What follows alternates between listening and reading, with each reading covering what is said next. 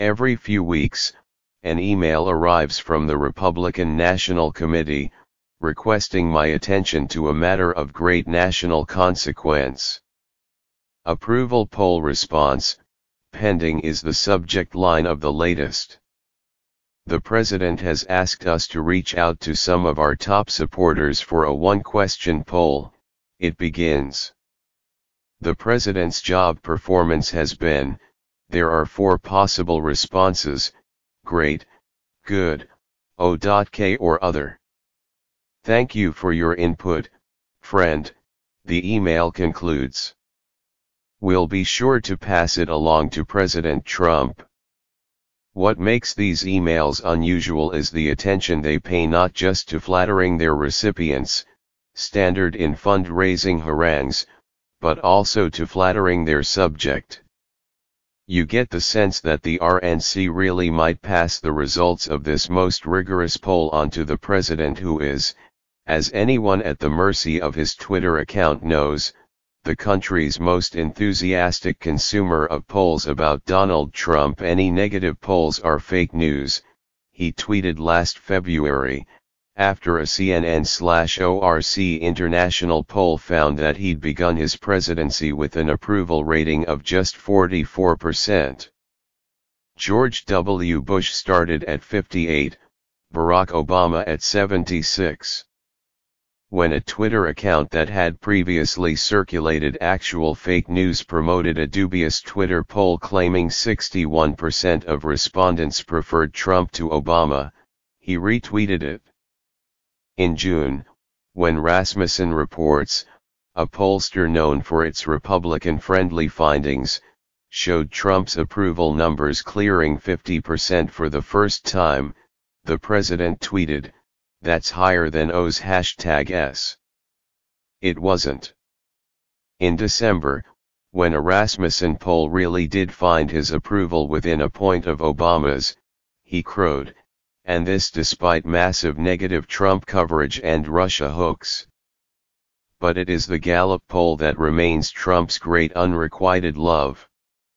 Nearly every day since the presidency of Harry Truman, the opinion research firm has asked a scientific sampling of the American electorate the same question: do you approve or disapprove of the way Name is handling his job as president? And over the past year Gallup has found Trump, with unpitying consistency, the least approved of president in the history of its polling. In mid-February, his numbers ticked back up to 40%, but that is still well short of the 57% who disapprove of him. He is not the first modern president to obsess over these ratings, but the nature of his obsession is different.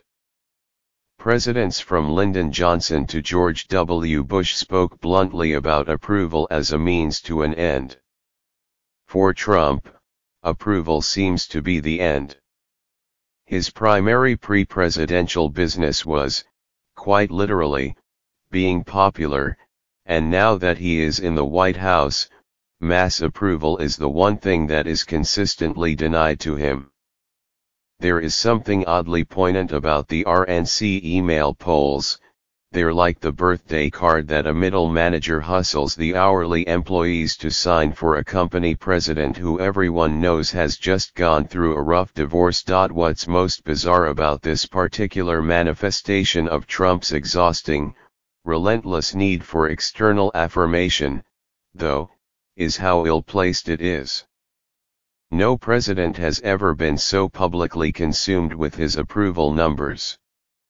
And no president has ever had less reason to care about them. What does it mean, exactly, to approve of a president? Does it mean you like Trump enough that, if there were an election tomorrow, you would vote for him? Does it mean that you like him personally?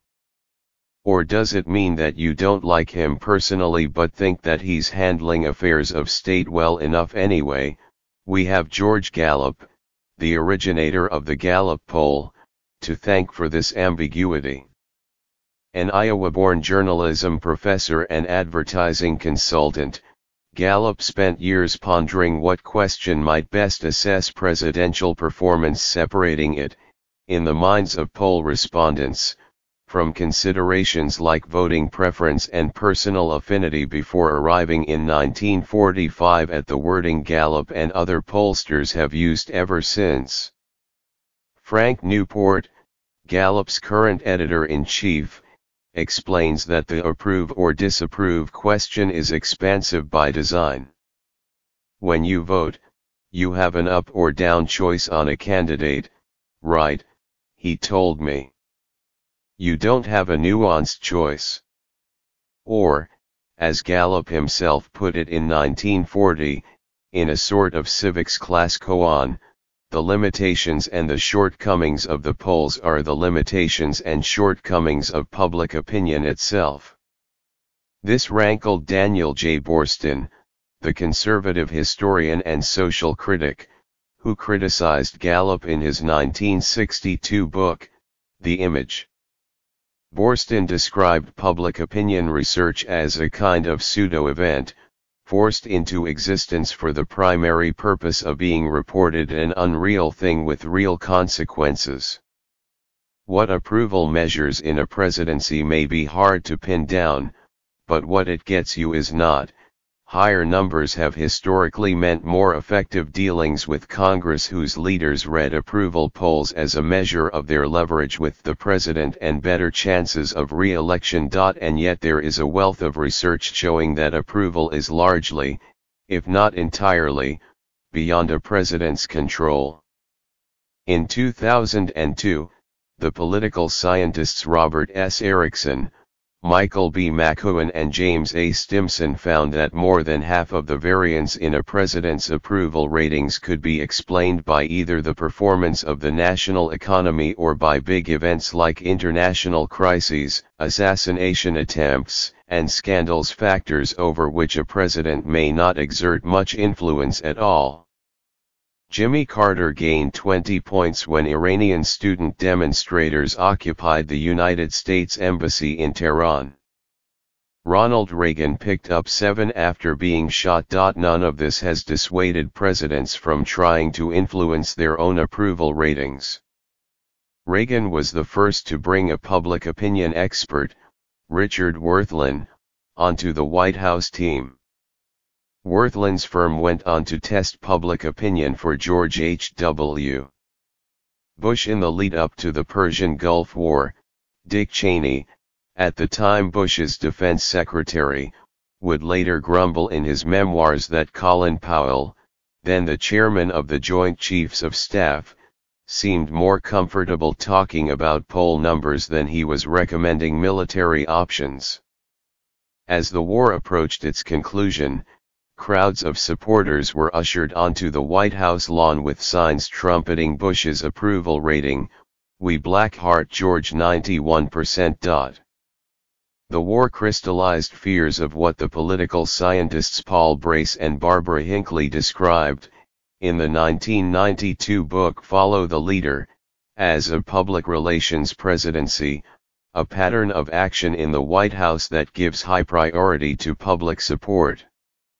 The idea had enough popular credence in the 1990s to serve as the premise for the 1997 film Wag the Dog, in which an administration fakes an entire war to rally the masses.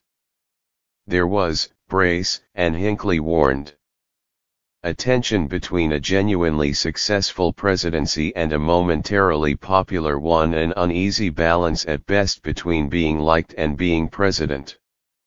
Trump might seem like the logical conclusion of the public relations presidency, but he complicates the idea at least as much as he confirms it. For someone who cares so singularly about approval, he almost never pursues it in any rational fashion. He routinely does the opposite of what a majority of the electorate claims to want, from leaving the Affordable Care Act alone to logging out of his Twitter account. And Trump's low approval numbers, which could easily have been a death sentence for another president's agenda, have not much impeded his legislative progress. Taking stock of this, A recent Politico headline asked, "Has Trump made approval polls meaningless?" A more plausible explanation is that the diminished meaning of political approval is what made Trump. Partisanship has always factored heavily into presidential approval, but in recent decades it has come to eclipse all other variables in Gallup's data. The last president to hold more than 40% approval from opposition party voters in the early days of his presidency was George H.W.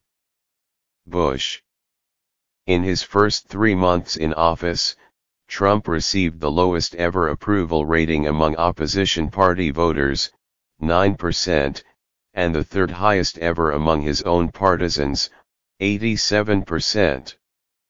In a Huffington Post poll in April, 40% of respondents, 63% of those who disapproved of Trump and 24% of those who approved of him said there was almost nothing Trump could do to change their minds about him. This question becomes less and less hypothetical every time Trump barrels through another taboo that previously bound the modern American presidency, firing an FBI director who was investigating him, hesitating to censure white supremacists, casually accusing his critics of treason.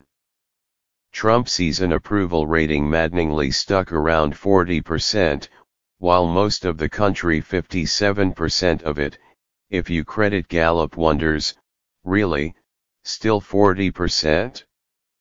These numbers used to seem to say something, however vague, about a presidency and where it was headed.